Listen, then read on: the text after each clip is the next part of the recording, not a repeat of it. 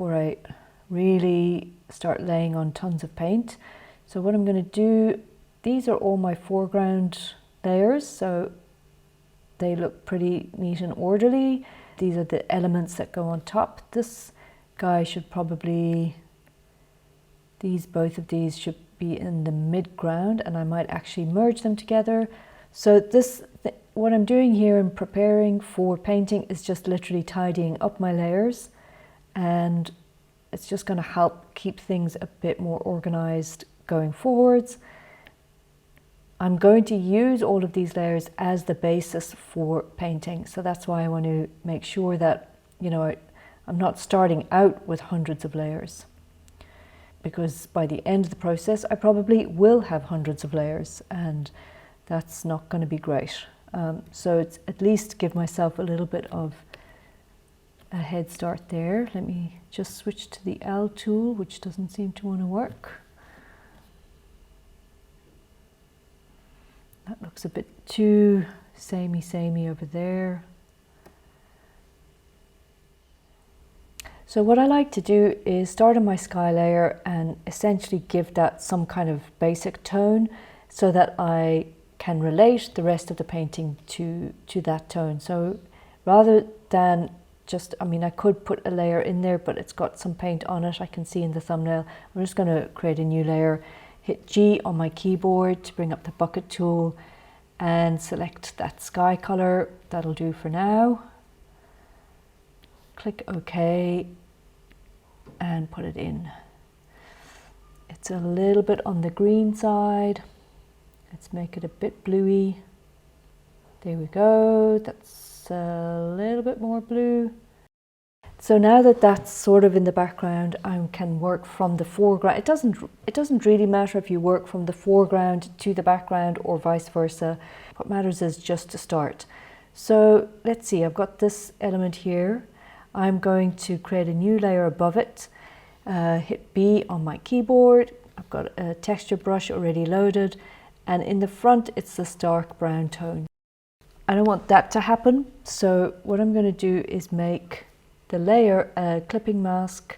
I'm going to clip it to the layer below. So just hovering over the space between the two layers, I'm going to hit Option or Alt on my keyboard. That brings up that clipping mask icon.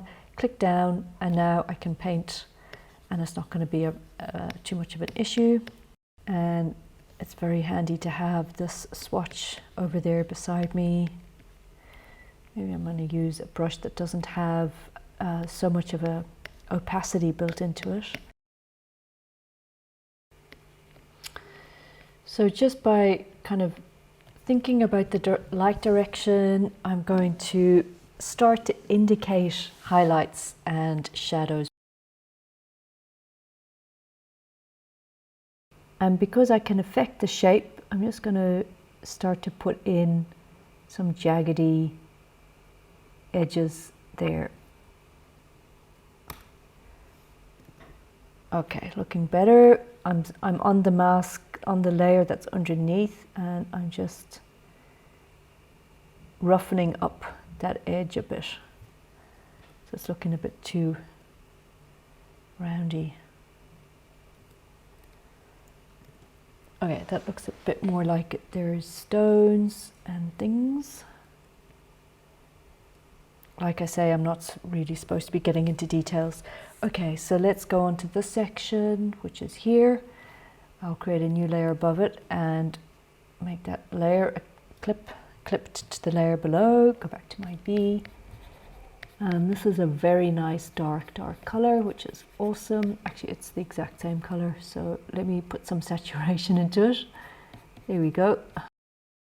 So the rock face is obviously full of organic shapes and textures, and that's a consideration to really think about later, not right now. Right now, I just want to block this in.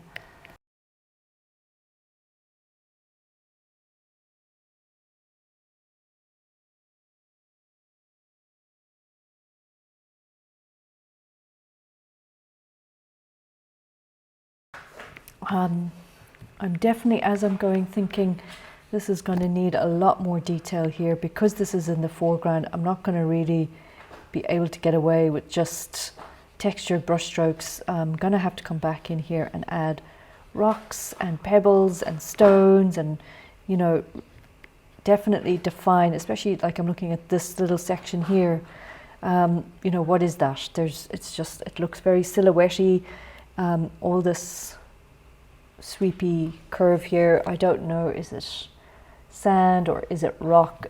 So, you know, stuff like that has to be thought through a little bit later on when we get to the detail stage. And just making a note to myself that this doesn't look 100% great. That's the first section pretty much done now, or at least the overlay. I would call this an overlay. I haven't done the palm tree yet. Can maybe have a quick go at doing that. Create a layer above, clipping mask.